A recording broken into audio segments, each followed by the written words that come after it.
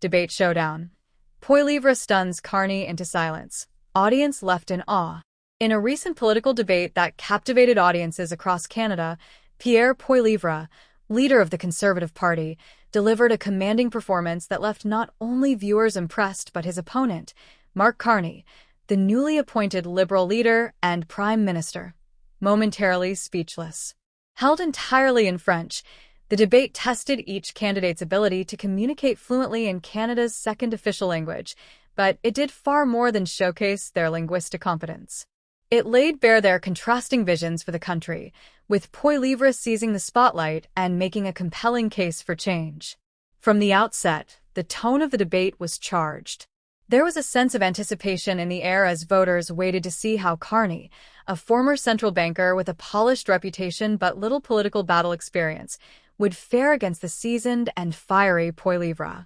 The audience, both in the room and across the country watching on TV and online, was on edge, curious whether Carney could hold his ground under pressure. Poilievre, known for his sharp rhetoric and no-nonsense approach, wasted no time in pressing Carney on a range of issues. His first line of attack focused on the economy, the dominant concern for millions of Canadians grappling with rising prices, high interest rates, and declining living standards. Under your leadership, Poilievre said firmly, locking eyes with Carney, Canadians have seen their purchasing power erode. Life has become unaffordable, and you offer nothing but recycled liberal slogans. The critique landed. Carney, who had clearly prepared for a standard political exchange, appeared unprepared for Poilievre's blunt and data-driven approach. Poilievre then followed with examples of how Canadians were being squeezed, soaring grocery bills, unaffordable housing, and stagnating wages. The audience sat in stunned silence as he meticulously laid out the case that the Liberal government, bloated with bureaucracy and ideology, was disconnected from the struggles of everyday Canadians. The inflation discussion was especially brutal. Poilievre accused Carney of enabling the problem through monetary policies that fueled unsustainable government spending. You were at the helm of the Bank of Canada and the Bank of England, Poilievre said, yet you never seemed to grasp the consequences of printing money to fund runaway deficits. You now expect Canadians to trust you to fix what you helped create. What was notable wasn't just the substance of Poilievre's attacks, it was how effectively he connected economic theory to kitchen table issues. While Carney tried to steer the conversation back to global trends and international headwinds, Poilievre kept it grounded. Tell that to the single mother in Laval choosing between rent and groceries, he said. The audience reacted audibly, with murmurs of agreement and applause from both sides of the linguistic divide. As the debate shifted to national security, Poilievre didn't let up.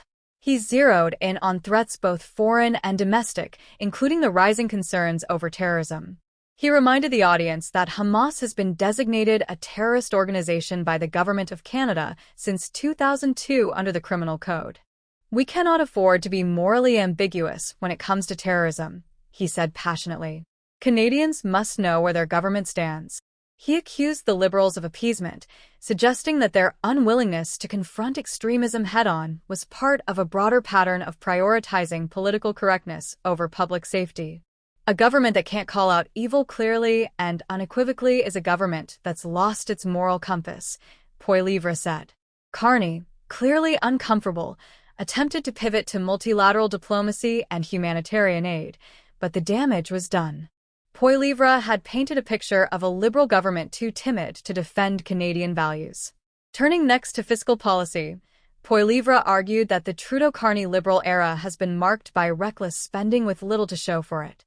He lambasted the billions in debt added over the past decade, claiming it has burdened future generations while failing to improve core services.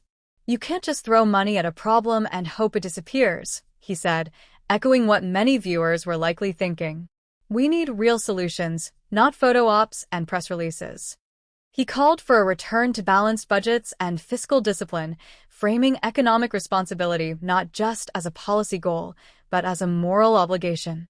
This debt is not abstract, it's real, he said. It means higher taxes for your children.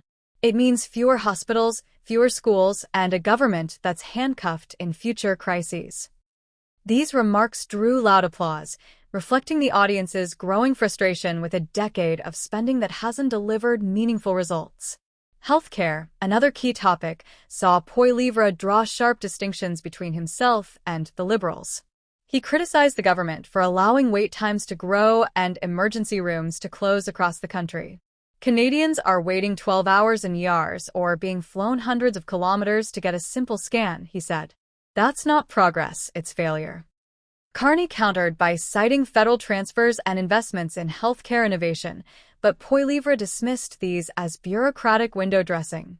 If money was the answer, the problem would have been solved by now, he snapped. Instead, he proposed reforming provincial-federal agreements to focus on patient outcomes rather than administrative metrics. His call for a patient-first model of healthcare earned him applause and likely resonated with voters who have experienced firsthand the dysfunction of the current system. Throughout the debate, Poilievre demonstrated an ability to connect national policies to personal struggles. He wasn't just quoting statistics, he was telling stories of struggling families, overworked nurses, small business owners drowning in red tape. His approach made the stakes of the election feel real and urgent. Carney, while clearly intelligent and articulate, struggled to match Poilievre's intensity. His responses often came across as technocratic and detached. Where Poilievre was fiery, Carney was measured, sometimes too measured. His reliance on abstract economic terminology and global comparisons often failed to strike a chord with the audience. The contrast was stark. One candidate projected a sense of urgency and populist resolve. The other came off as cautious and institutional. By the end of the evening, it was clear who had won the battle of impressions. Poilievre had not only dominated the stage, he had shifted the terms of the conversation. He offered a compelling narrative of a Canada in decline, paired with a plan for revival grounded in personal responsibility, fiscal discipline, and national pride. Carney, for all his credentials, had not managed to shake the image of a liberal establishment figure unable to relate to the public's daily struggles. Analysts were quick to describe the debate as a turning point. Several observers suggested that undecided voters, especially those in Quebec, might now view Poilievre as a viable and persuasive alternative to Liberal rule. Clips from the debate quickly went viral online, with hashtags like #PoilivreDominates and #CarneySilent trending in both English and French. For Poilievre, this wasn't just a successful debate, it was a strategic milestone. He demonstrated fluency not just in French, but in the political language of aspiration and frustration. His message was clear: Canada is broken, and he's the one to fix it. As Canadians look ahead to the coming election, this debate will likely be remembered as a defining moment, one that crystallized public sentiment and possibly altered the trajectory of the campaign.